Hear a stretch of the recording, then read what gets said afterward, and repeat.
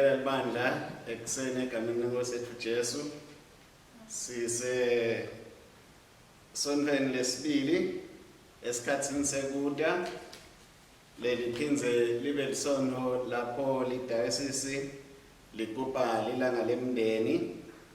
Sicela ke ukuthi bazalwane batihlele kude sitemkhonda uNkulunkulu nakulesigaba.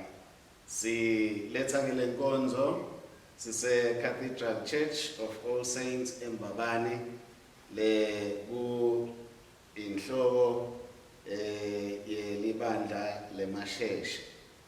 Sicela ke inkonzo kanje. Inkosi ayibe nani? Ayibe nawe futhi. Dumisani inkosi. Idumisane ngetinceku tenkosi. Asithandaze. Nkulunkulu Somandla, tinhlitiyo tonke tivulekile kuwe, tifiso tonke tatiwa nguwe, kute lutho lufihlele wena, geza imicabango yethu ngekuphefumulela kuto moya wakho longcwele, kuthi sikuthandze ngalokufanele igama lakho lelingcwele, ngaJesu Kristu inkosi yethu. Amen. Nkosi sihawukele, Kristu sihawukele, Nkosi sihawukele. Nangabe umuntu athi ude sono uyatiyenga neqiniso alikho kuye, kepha nangabe ativuma tono takhe uNkulunkulu wethembekile utamthethelela tono takhe endlule amhlambulule na setiphambukweni takhe. Asivumeke tono tethu ngalokuqinisekile ugcina imithetho kaNkulunkulu, siphile ngethando nabo bonke bantu.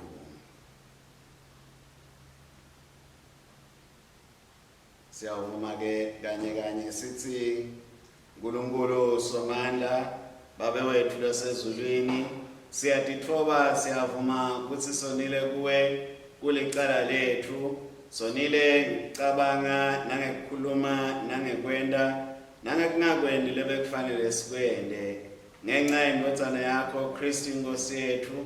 Sithethelele konke lesekwengcile, usende sikukhonde ngekuhamba lokusha kute igama lakho lidunyiswe. Nkulunkulu Somandla sithethelela bonke labaphendukanga ngeliciniso, asihawukele, asithethelele tono tethu, asikhulule kuto, asimise asicinise kulungeni konke, asigcine nasekuphileni okunini nanini, ngaye Jesu Kristu inkosi yethu. Amen. Asithandaze.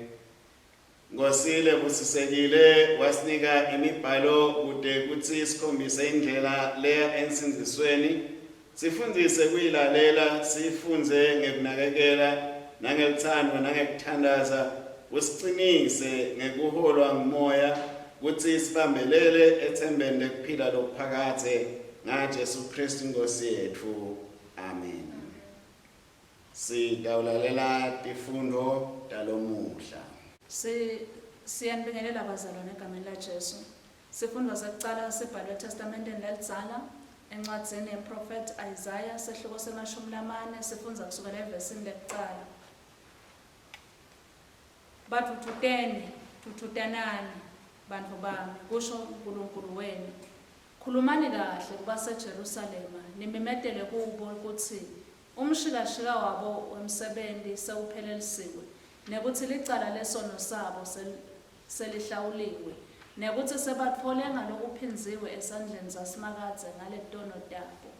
Livi lalomemetako lithi, lungisani indlela yasimakadze ehlane, yendani uconze ekhatsi ehlane umgwaco lomkhulu waNkulunkulu wethu.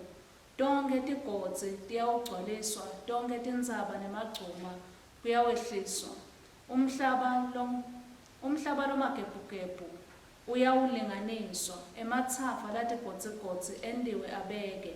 Inkhatimolo yasimakadze iyakwembulwa, nalo lonke luntfu luyakuyibona ngobe umlomo wasimakadze ukhulumile. Livi lithi, memeta, mina ngithi, ngimemete ngithi kutsini, bonke bantfu banjengetshani nako konke lokudvuma kwabo kunjengembali yesiganga. Tshani buyabona netimbali tiyawohloka ngobe umoya wasimakadze usha etikwabo.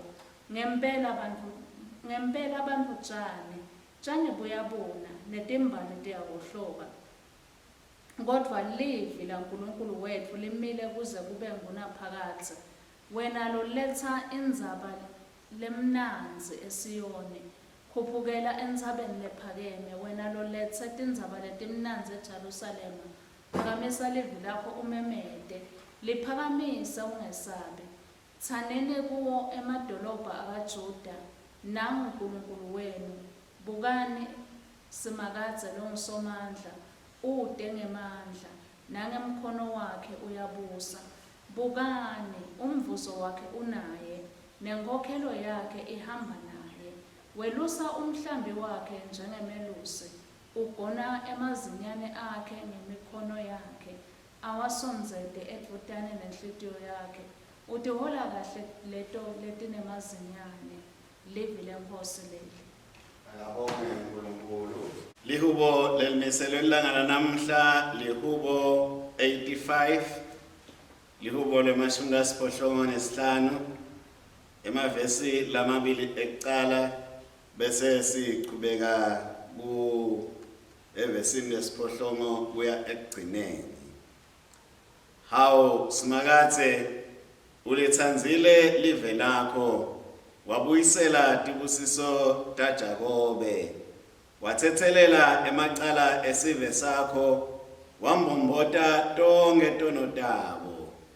Ase ngilalele lokutakhulunywa ngusimakadze Nkulunkulu, ngobe ukhuluma kuthula esiveni sakhe nakulabangcwele bakhe nabangancandzeki babuyele ebubini. Ngempela insindiso yakhe isedute kulabo labamesabako, bude live letfu libe nelithumo lwakhe. Bese kuhlangabetana umusa neliciniso, kwangane kulunga nekuthula. Uyakuhlumisa liciniso emhlabeni, kulungude emhlabeni kusezulwini. Yebo simakadze uyakusipha lokuhle, live letfu liyakutsela titselo. Kulunga uyakuhamba embi kwasimakadze, uphendle indlela letawuhamba kuyo. Akuthunyiswe iseni ndvodzana namalo ingcwele, njengobe kunjalo ekucaleni kusenjalo nanyalo, kuyawuba njalo kude kube kunini nanini. Amen. Sifundo sesibili sibhaliwe encwadzini yesibili lebhalwe nguPetro, sehluko sesithathu, sifundza kusuka evesini lesiphohlongo. Kepha bathandzekako, ningakhohlwa ukuthi lilanga lilinye enkosini lingangeminyaka leyinkulungwane, nekuthi iminyaka leyinkulungwane ingangelilanga linye. Inkosi ayibini kugcina sethembiso sayo, njengoba labanye bacabanga ukuthi iyabina, kepha iyanibeketelela, ngoba ingatsandzi ukuthi kubhubhe ngisho namunye umuntu, kodwa itsandza ukuthi bonke bantfu baphendvuke etonweni tabo. Kepha lilanga leNkosi liyawufika njengelisela, mhlazana emazulu ayakwendlula ngekuhlokoma, tonke tisekelo temkhatsi tiyakusha tincibilike, umhlaba nemisebenti lekuwo kuyawusha. Njengobe-ke tonke letintfo titawubhidlika kanjalo, neneke kufanele nibe bantfu labanjani, kufanele nitinikele ngalokuphelele kuNkulunkulu, niphile ngekumesaba yena, nilendzele kufika kwelilanga laNkulunkulu, nisebentele kutsi lisheshe lifike. Lelo langa liyawuncibilikisa emazulu ngemlilo netinkhanyeti tincibilikiswe kushisa. Kepha ngesethembiso sakhe silindzele emazulu lamasha nemhlaba lomusha, lapho kubusela khona kulunga. Ngakho-ke batsandzekako, njengoba nisalindzele leto tintfo, yentani konke lokusemandleni enu kutsi anikhandze ninekuthula, ningenasici ningenabala, Kubeketela kweNkosi kubona ikhutsata ngekuthi kunentela ematfuba ekusindziswa njengoba nemzalwane wethu lotsandzekako longuPawula anibhalele ngekuhlakanipha laphiwe kona. Livi leNkosi leli.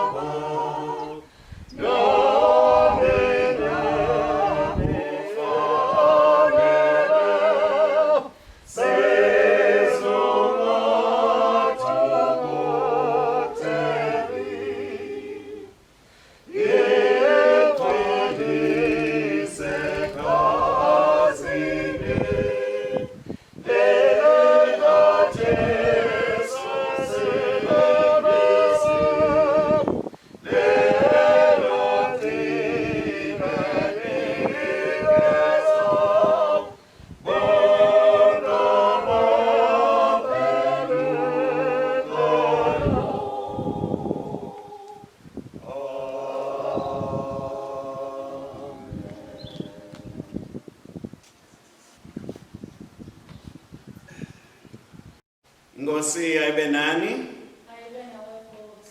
Asilalele tindzaba letinhle tilanjiswa ngumakho longcwele. Sahluko ngesekucala sicala evesini lekucala. Akadunyiswe Kristu umsindisi wethu.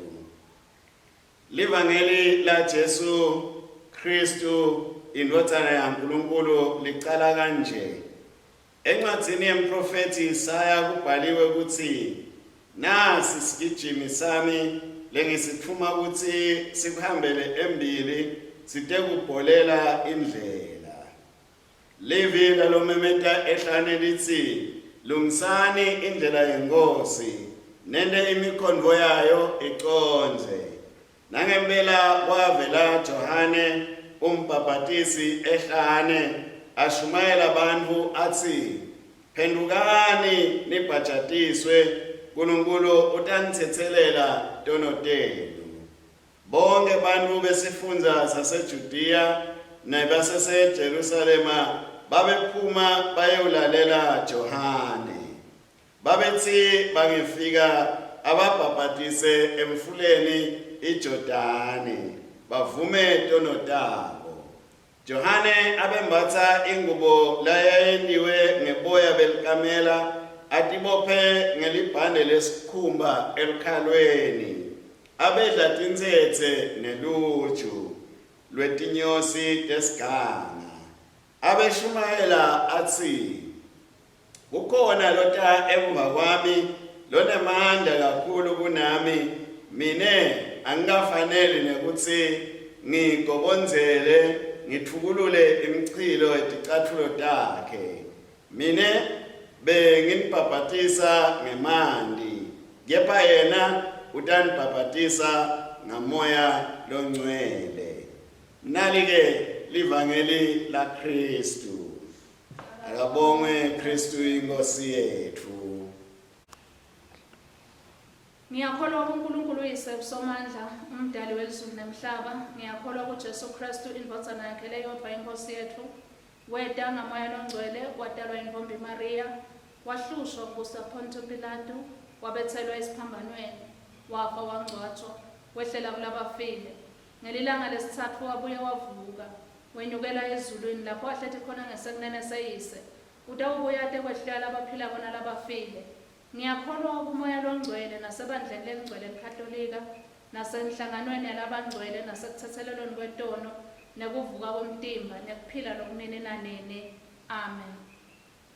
Siyabingelela abazalwane nanamuhla egameni lika Jesu.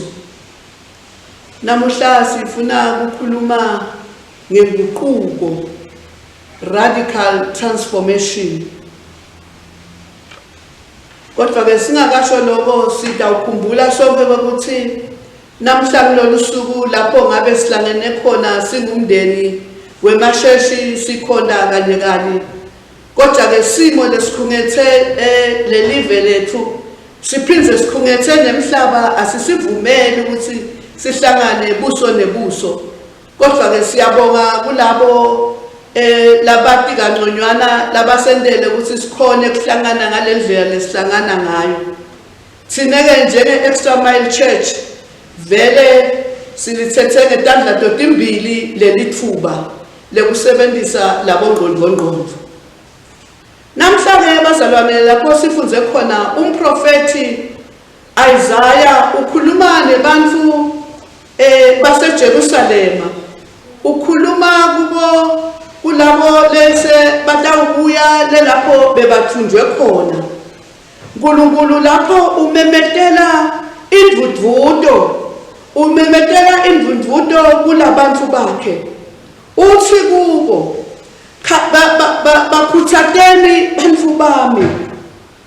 bakhuthateni bantu bami lese baphethe kujabha, bantu bami lese baphelelwe lithemba.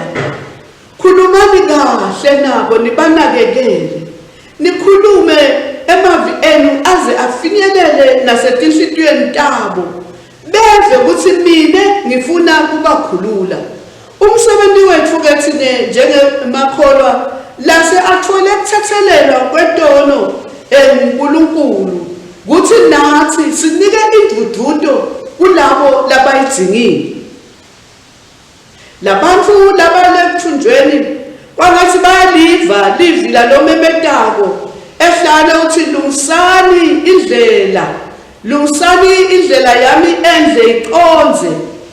Kodwa ke siyazi ukuthi endlelena noma ngesingisi phecelezi edesert kuyindzawo mhlambe yakalashame indzawo lekulahleka.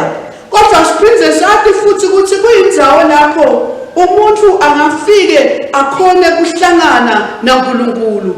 Nanku Moses siyambona uyabaleka eGibhithe sokubulela umGibhitha nakabaleka Moses uyawelusa timvu teyisetala Jethro. Kodwa ke uNkulunkulu uphindze uyamnika ithuba ngoba abenayo injongo yokuthi Moses amsebentele lapha kulesasihlahla phela besivutha umlilo. Kwakumsendle lapho Moses wasa uphindze uhlangana buso nebuso neNkulunkulu ade uthunywa. Thina-ke singemakholwa sibantwana baNkulunkulu nyana, sibantwana bembuso waNkulunkulu. Noma kuphi-ke lesihlangana nabo lokujabhisako nalokujabusa impilo tethu, uNkulunkulu uthi kithi namuhla asibadudude bantu bakhe nathi futhi sidududeke. Uthi asinike bantu bakhe doloqina nathi simthole lo doloqina. Uthi asikhuthatane ngoba uNkulunkulu uNkulunkulu longewethu, uNkulunkulu losiqinisako, uNkulunkulu losikhululako, uNkulunkulu lokufikela noma ngabe ngisiphi isimo azosiguqula azosintshintsha uNkulunkulu leso simo sakhe. uNkulunkulu ufuna ukusikhulula namuhla, uNkulunkulu uyasikhulula namuhla, uNkulunkulu utasikhulula nasetimeni lesitawuphindze sihlangane nato. Siyazi ukuthi kulamalanga timodimbi vele imiboya yethu ibheke phasi, kodwa uNkulunkulu simile ngikholela lokho utengikhulula, ngikholela lokho utengijududa kule timo lelihlangana nato. Phindze futhi lo memetako uthi lungisani indlela ehlane nendlela la ithi ayilungise ehlane ukhuluma nalaba ya bebaphinde baphuma ephunjweni phinde futhi aphinde akhulume nangalo Mesaya lodabuda uthi lendlela lena ayinawuba nato dihibe lendlela lena itawuqonza ngetulu kwalona uMesaya lodabo iphinde futhi isitshele nangajOhane umbhaphatisi lokungiyena lotawufika endlulele Jesu. Kukhululwa kwethu kuyeda bazalwane, kukhululwa kwethu kukhona bazalwane, lokukhululwa kwethu kuletikhathi letimatima, lokukhululwa kwethu kuletikhathi letinjengaleti ngiko lokutawuletha inkazimulo yasimakazi. Uthi-ke uNkulunkulu, uthi-ke Johane lapha uNkulunkulu emaplani akhe utawaphumelelisa. Emaplani aNkulunkulu akafanani nemaplani ebantu. Emaplani ebantu ayahlala kwesikhashana aphindze abune njengetshani nanjengembali. But ilizwi lakaNkulunkulu nase alukhulumile uNkulunkulu lona limile kuze kube phakathe. Lona lethembekile livi laNkulunkulu. Livi laNkulunkulu ngokwethembeka kwalo ngiko lokusinika joloqina ukuthi thina sikhona ukulimemetela ngesibinzi. Simemetela futhi ngesibinzi ngoba siyazi ukuthi uNkulunkulu isinziso yakhe iyeda, isinziso letawufike ihlale ibe semkhathini wethu njengoba nje Jesu weda watawuhlala emkhathini wethu. Namhlanje kulithuba lethu njengelibandla, kulithuba lethu njengemasheshi ukuthi silimemetele, sitimemetele letindzaba letihle, sitimemetele sinelithemba, sitimemetele sinajoloqina. uNkulunkulu ufuna ukuthi thina sitifune ngayo yonke indlela indlela ukuthi bantwana bakhe balive lelivi lalimemetela namuhla lekuthi lungisani indlela ehlane njengoba nje sisehlane namuhla. uNkulunkulu ufuna kona lokho, uNkulunkulu ufuna kusikhulula. Phitha ke lapha yena-ke sowusinika umgwaqo-ke lo mgwaqo lesitawuhamba ngawo kethine. Lo mgwaqo lona otawenta ukuthi letintfo tilunge. Uyasikhuthaza lapha Peter uthi njengemakholwa asihlale ngekuthula kanye kanye sipractice futhi kunakekelana and kindness to one another. Uma sitawenda njalo-ke lo mgwaqo lona utabe sesuyaqonza. Uthi futhi Peter lapha asitithobe. Uthi Peter lapha umuntu nangaba kunyathele entwane thani ncesi nawe. Ncesi ukuthi unginyathele, ungajukuthele, ungabe sesuyafuna wena kwenda njani kuphinzisela lokubi ngalokubi. Thina-ke makholwa, thina ma-extra mile person people, uma umuntu akunyathela asikuphinziseli lokubi ngalokubi, siphinzisela lokubi ngalokuhle. Peter uyasikhumbuta lapha uthi nangabe sihlupheka simbanzakanya kanye nebaprofeti labafanana na-Isaiah. Futhi Jesu naye aphindze ayigcizelele lendzaba nakakhuluma abafunzi bakhe athi ningesabi. Aphindze Jesu athi ningabesabi lababulala inyama. Lokhu-ke akusinto lesiyetayele lena info lendeka uma wena sowutimbandzakanye ngalokuphelele ngaJesu. Ngoba Jesu was an extra mile Lord and now you become an extra mile person. Lapha evangelini-ke laMarki khona sitshela ngokuthi namhlanjena esilethelwa letindzaba letinhle, tindzaba letikhuluma ngaye yena lo Jesu Kristu indvodzana yaNkulunkulu. Yonke imimangaliso lekayena Jesu, kukhululwa kwemadimoni lokwenziwa nguJesu, timfundiso letenziwa nguJesu tatikhomba tona letindzaba letinhle Jesu lakatilethako. Lo Jesu lomenyetelwe lena ku-Isaiah, lo Jesu nyalo lesitamuva amenyetelwa nguye yena lo Johane.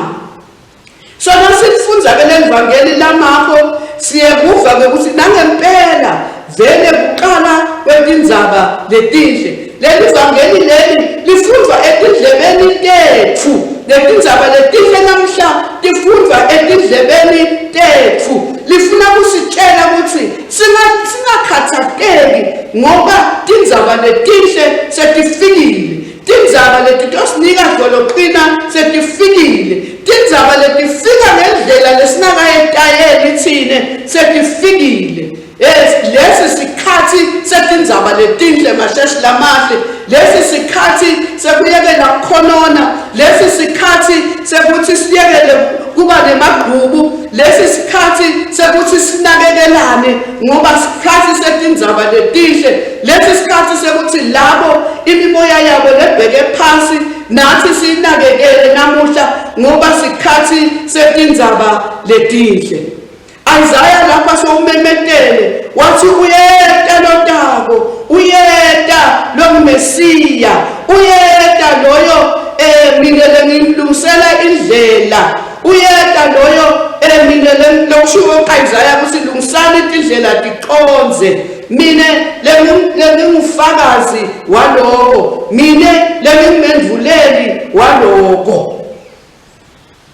Siyaza ke ukuthi Johane lapha umemetela indzaba kaJesu njena uphila impilo le extra mile, impilo lagcoka letimpahla letehlukile kubo bonke bantfu.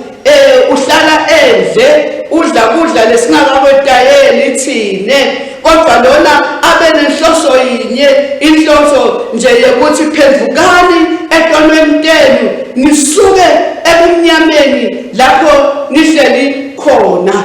Phendvukelani uSimakathe, phendvukelani uJesu ngoba nguye lotawufike anikhulule etonweni tenu. Johane kuwo konke lebekakwenda abengakwendeli ukuthi bantu babuke yena. Kuko konke Johane lebekakwenda abekwentela ukuthi bantu babuke lo lashumayela ngaye. Abengakwendeli ukuthi kubonakale yena. Abekwendela ukuthi kubonakale lo Mesiya, lokungiyena lo lethe tindzaba letinhle aqhutshwa ngumoya waNkulunkulu. Ekuqaleni kwaletindzaba letinhle sitshela ngalona longiyena longumqalisi waletindzaba letinhle, lona lokhona, lona lotako. Njengoba siku-Advent nje sibheke lona lotako. Nathi ke bazalwane sibhekekile kwekuthi sitimemetele letindzaba letinhle tendvodzana yaNkulunkulu sisagubha lo mkhosi noma le season ya Advent. Njenga Johane umbhaphatisi nathi sibhekekile ukuthi sibe wofakazi balomuntu lowaletha letindzaba letinhle. leNkulunkulu ngathi lo Jesu ke lesikhuluma ngaye namuhla was an extra mile Lord. Abenda tintfo ngetindlela letehlukile. Uyasho lapha uthi indvodzana yaNkulunkulu ayitanga kutokhontwa, kodwa indvodzana yaNkulunkulu yedwa kuthi itowukhonda ukuze ikhulule labanyendi etonweni tabo. Aphinze aqhubeke kwekuthi loyo lofuna kuba ngomkhulu ufanele ukuthi abe sigcili sabo bonke. Ngakho ke bodzadzewethu nabomnakethu sisamele kuta kwenkosi. Asiqhubeke sihambe, asiqhubeke sishikitele njengama extra mile people. Sisebenze singakhathali, sisebenze futhi singadeli singalali, ngoba uma sitawulala utawufika lona lotako asikhanze silele. Inkosi yemusa ibusisi.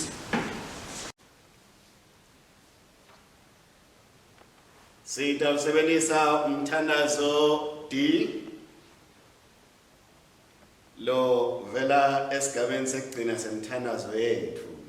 Asithandaze babelungisa tinhlitiyo tethu kutsi tijabulele kutalwa kwendvodzana yakho ngentokoto. Siyakubonga babe kwenta ngekwethembeka loku lowakwethembisa kudzala kutsi ulethe indvodzana yakho emhlabeni kude siphiwe ematfuba ekuba ingcenye yemndeni wakho. Yenda lesethembiso sekubuya kwesibili kwaKristu kusikhutsate kutsi siphila ngelithemba nenhloso kude kutsi kupheleliswe bulungu betfu kulomndeni wakho. Jesu weta emkhatsini wetfu anemandla nekutsandzeka kweluswane loladzinga kutsi selule totimbili tandla kude luphatfwe. Waphindze watembula netinhlitiyo talabo lababekhona.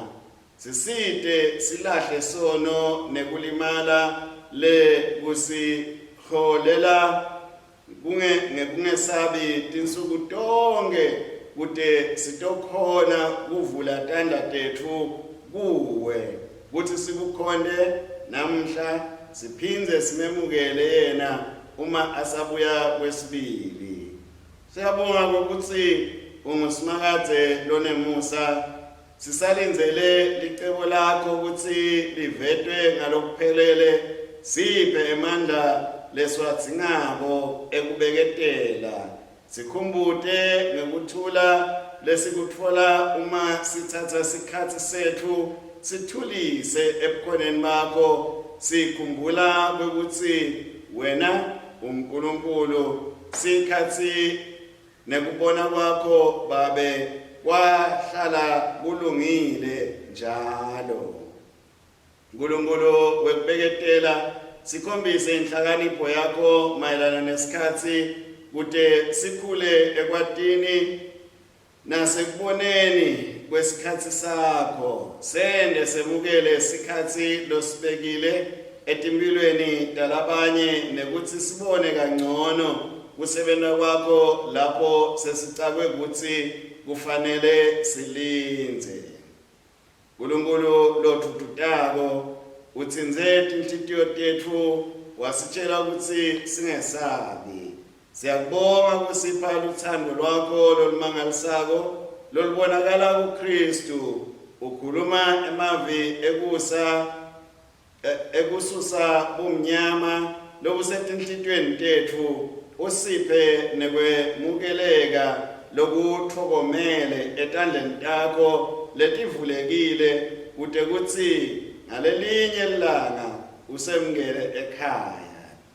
Usati kabanti simakadze ngako tinhlitiyo tetfu titawuhlala tiphakama njalo ebukhoneni bakho ngobe usipha lithemba.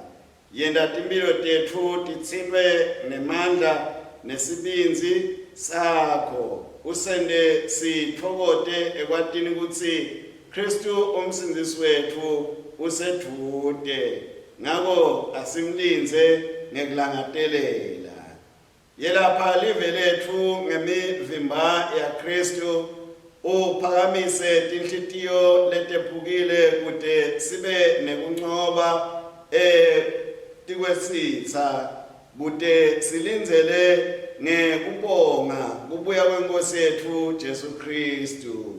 Sisendlula kulesifo sa-COVID-19 sende sikhumbule kutsi konke loku kulungiselwe kungiletinye tetimpawu tekutsi Kristu uyabuya masinyane nekutsi sesitawuncoba. Loku sikuthandaza egameni la Jesu Kristu iNkosi yethu. Amen.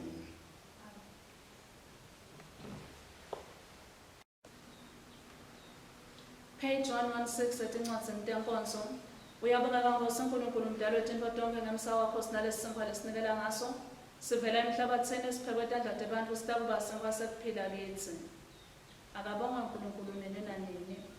Uyabonga Nkosi uNkulunkulu mdali wetintfo tonke ngemsa wakho sinaleli wayini lesinikela ngalo. Lisithelo semvini nemsebenti wetandla tebantfu litakuba yindzebe yesinziso kitsi. Akabongwe uNkulunkulu nini nanini. Inkosi ayibe nani. Yenyusani tinhlitiyo tenu. Asiyibonge Inkosi uNkulunkulu wethu kufanele kulungile kumbonga nekumdumisa. Kufanele impela kungumsebenzi nenjabulo yethu Nkosi Babelo osezulwini, Nkulunkulu Somandla lonene nanini, siyakubonga ngetikhatsi tonke nasetindzaweni tonke, ngaye Jesu Kristu indvodzana yakho leyodwa iNkosi yethu. Ngobe ngaye wadala konke ekucaleni wasenta ngemfanekiso wakho licobo, ngaye wasisinzisa ekugcineni besono nomnikela kubatalwa njengemuntu, afa esiphambanweni abuye avuke ngenxa yethu.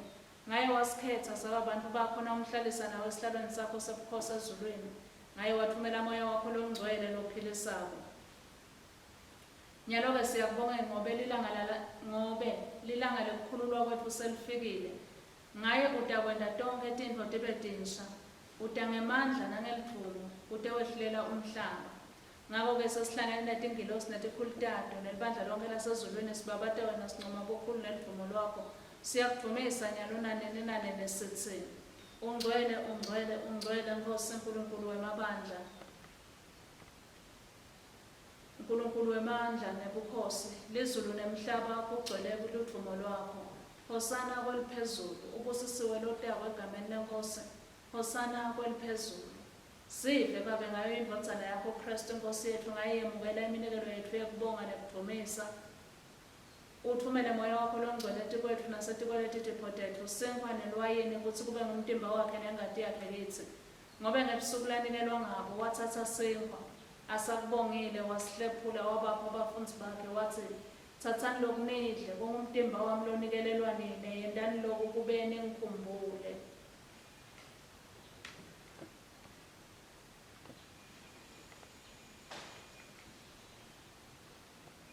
Futsi emva kokudla wathatha inzebe, asakubongile, wabanika yona wathi, nathani kuyo nonke ngobe lokhu ingati yami isivumelwano lesisha liyophiselwa nina labanyenti kubekuthethelelwe tono.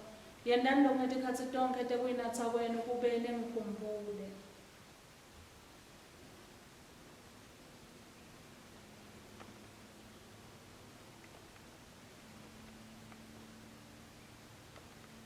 Ngako-ke sesimemetela kukholwa kwethu sithi, Kristu wafa, Kristu uvukile, Kristu utawubuya futhi. Babe longcwele thina abantu bakho sikubhala umkhosi ngaleti tipho takho, sibeka enduka kwakho umhlatshelo lo wodwa lophelela kwaKristu Nkosi yethu.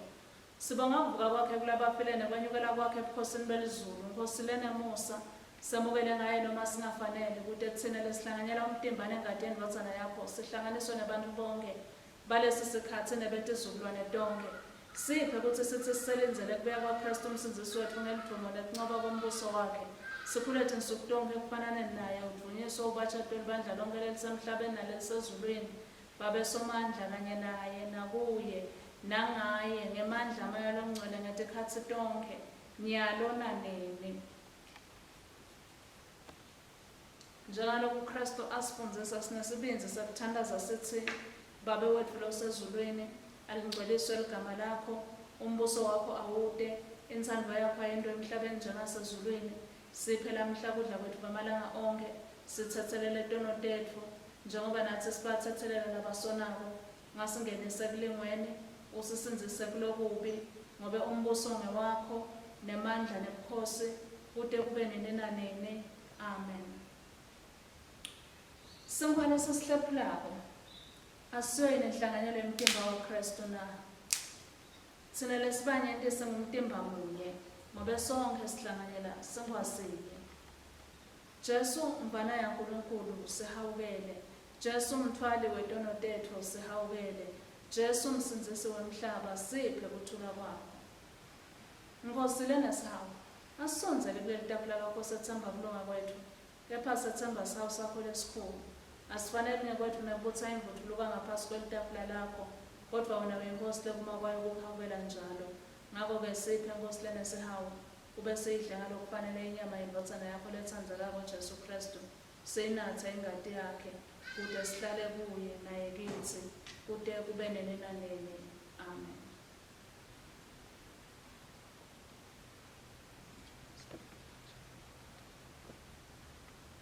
Sonzelani into yemukela umtimba waNkosi yethu Jesu Kristu lwanikelwa ngenxa yenu, nengati yakhe lanophisela yona, nimdlele etinhlitiyweni tenu ngekukholwa nangekubonga.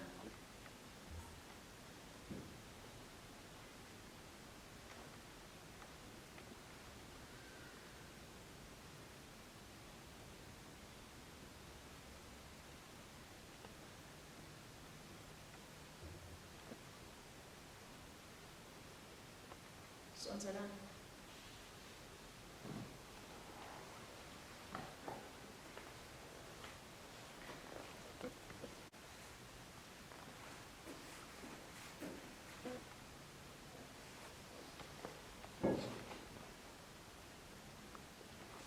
Bongane simakadza ngoba anemusa, sehawu sakhe asipheli nanini.